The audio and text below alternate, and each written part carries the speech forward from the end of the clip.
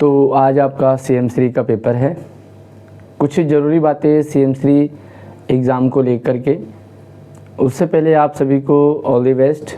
आपका पेपर अच्छा होगा, ये आप कॉन्फिडेंट रहें। कई बार घबराहट में हमारा पेपर गलत हो जाता है आते हुए भी, तो सबसे पहले आप अपने आप में आत्मविश्वास बनाएं कि आपका पेपर अच्छा होगा। कुछ ज़रूरी बातें हैं जो आपको एग्ज़ाम से पहले ध्यान रखनी है, तो वीडियो को एंड तक ज़रूर देखिएगा। बेल बंद कर। सबसे पहले आप एडमिट कार्ड ज़रूर लेकर के जाएं। एडमिट कार्ड आपने डाउनलोड कर लिए होंगे। एडमिट कार्ड में इंस्ट्रक्शंस लिखे हैं कि आपको क्या क्या करना है, तो आप एडमिट कार्ड वहाँ जमा हो जाता है। आप 2 एडमिट कार्ड लेकर के जाएं। जो OMR शीट है उसे आप प्रॉपर फिल करें, जो आपकी डिटेल है, नाम, रोल नंबर वगैरह, उसे अच्छे से, क्योंकि अगर वही गलत हो जाएगा तो आपका पेपर ख़राब हो जाता है। उसमें आपको जल्दबाजी नहीं करनी है। पेपर आपका 11:30 से 2 बजे तक है, यानी कि पूरे 2.5 घंटे। तो पेपर में आपको पूरा और भरपूर टाइम मिल रहा है। 2.5 घंटे कम नहीं होते। 100 क्वेश्चन होते हैं आपके पास, तो एक क्वेश्चन के लिए आपको पूरा टाइम मिलेगा। आपको जल्दबाजी नहीं करनी है। जितना आपको टाइम शिक्षा विभाग दे रहा है, पूरे टाइम में आप अपना पेपर करें। बहुत सारे बच्चे क्योंकि गोले करने होते हैं, फटाफट गोले कर देते हैं, सवाल को ज़्यादा देर समझते नहीं हैं और पेपर 1 घंटा पहले, 1.5 घंटा पहले करके बैठ जाते हैं।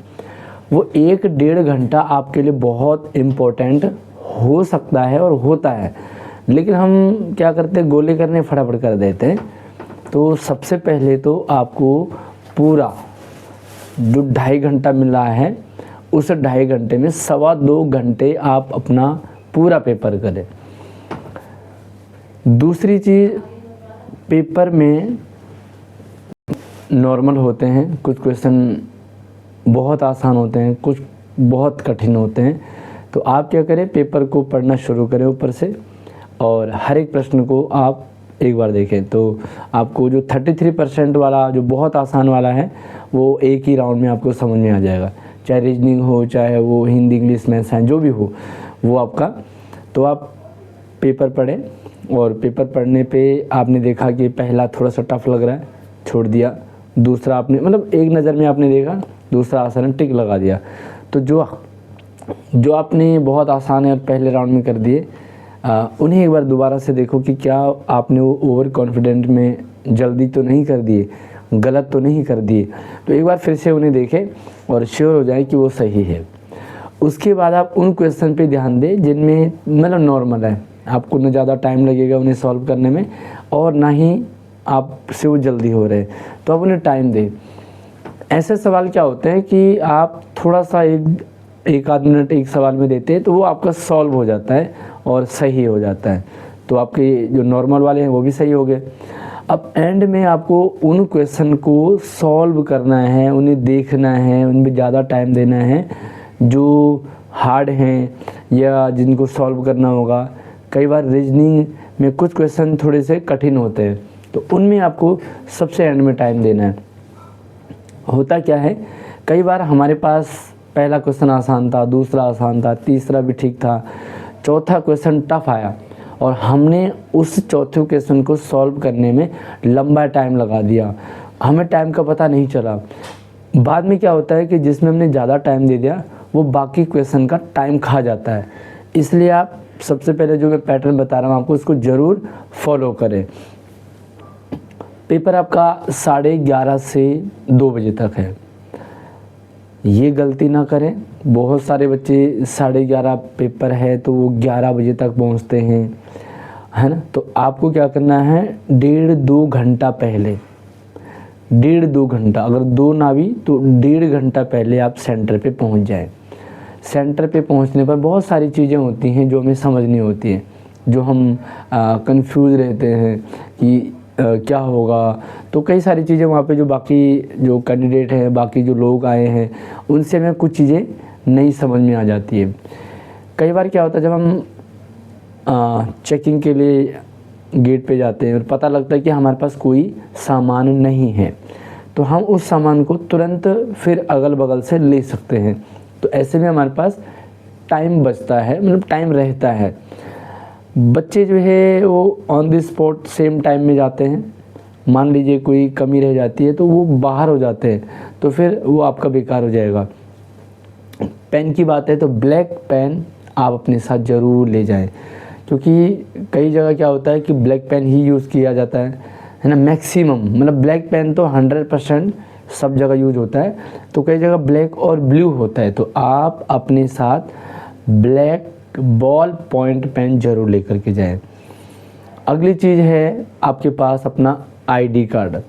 तो आईडी कार्ड में अपना आधार कार्ड, अपनी एक फ़ोटो, इन चीज़ों को ज़रूर लेकर के जाएं। अपने स्कूल का जो आईडी कार्ड है उसे लेकर के जाएं। कई बार हमारा जो फेस है, जो फ़ोटो है, वो फेस वेरिफिकेशन में कुछ प्रॉब्लम आती है, तो ऐसे में आप अपने आई कार्ड वगैरह दिखाएंगे तो आप अंदर जा पाएंगे। अंदर जो टीचर्स हैं वैसे तो वो सारे आपको सब कुछ गाइड करेंगे, लेकिन फिर भी क्योंकि वहाँ पे हमें ज़्यादा पूछने का टाइम नहीं मिलेगा, क्योंकि हमें ज़्यादा पूछने में टाइम हमारा वेस्ट होगा, इसलिए आप पहले से, मैंने OMR की वीडियो बनाई है, क्वेश्चन पेपर किस पैटर्न में आएगा उसकी वीडियो बनाई है, तो आप उसे देख लें। और बहुत सारे बच्चों ने, मुझे लगता है कि देख भी लिया है। आप किस क्लास की तैयारी कर रहे हैं आप मुझे कमेंट में ज़रूर बताइएगा। उसके बाद जैसे आपका पेपर हो जाता है तो पेपर होने के बाद अपना रिव्यू शेयर करें हमारे साथ कि पेपर कैसा रहा, कितना इजी था, कितना हार्ड था, क्योंकि पेपर देने के बाद फिर हमारा रिज़ल्ट रहता है। तो रिज़ल्ट कब आएगा, ये भी रिज़ल्ट की डेट वैसे मेंशन कर दी है शिक्षा विभाग ने, तो वो भी आपको पहले ही क्लियर हो जाना चाहिए। पर ठीक है, ये अगर ना भी हुआ हो तो आप अपना एक्सपीरियंस शेयर करें कमेंट में कि पेपर आपका कैसा रहा, कितना इजी था, कितना हार्ड था, आप कौन सी क्लास का पेपर दे रहे हो। तो आप, मेरा व्हाट्सएप नंबर, इंस्टाग्राम आईडी इसी वीडियो के डिस्क्रिप्शन में है, तो आप वहाँ से मुझ तक संपर्क ज़रूर कीजिएगा अपना एक्सपीरियंस शेयर करने के लिए कि पेपर कितना ईजी था। पेपर को आप हल्के में ना लें, क्योंकि CM श्री के जो स्कूल, ये स्कूल जो है वो लिमिटेड है और C10 में लिमिटेड है। तो ऐसे में जो अच्छी रैंक वाले बच्चे हैं उन्हीं का सिलेक्शन होगा। तो आपने क्या करना है कि एक, हाँ, माइनस मार्किंग वाला आप ज़रूर देख लें। जब आप एडमिट कार्ड में भी लिखा मेंशन होगा, क्वेश्चन पेपर में भी मेंशन होगा कि आपका नेगेटिव मार्किंग है कि नहीं। नेगेटिव मार्किंग अगर नहीं है तो आप सारे टोटल पूरा पेपर करके जाएंगे।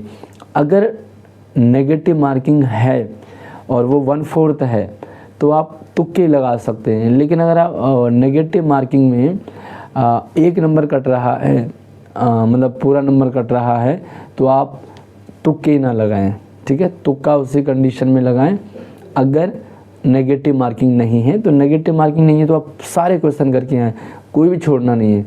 अगर आपको लगता है डाउट सा है और 1/4 है तो आप ऐसे कंडीशन में वहाँ पे भी लगा ले। लेकिन अगर आपको श्योर नहीं है कि क्या आंसर है, आप बिल्कुल भी लग नहीं रहा आपको, तो आप उसे करें नहीं, क्योंकि नेगेटिव मार्किंग से भी मार्क्स कट जाते हैं। तो ये इन्फॉर्मेशन आप सभी तक शेयर कर दीजिए। बाकी कोई डाउट कन्फ्यूजन रहता है तो आप मुझे कमेंट कर सकते हैं।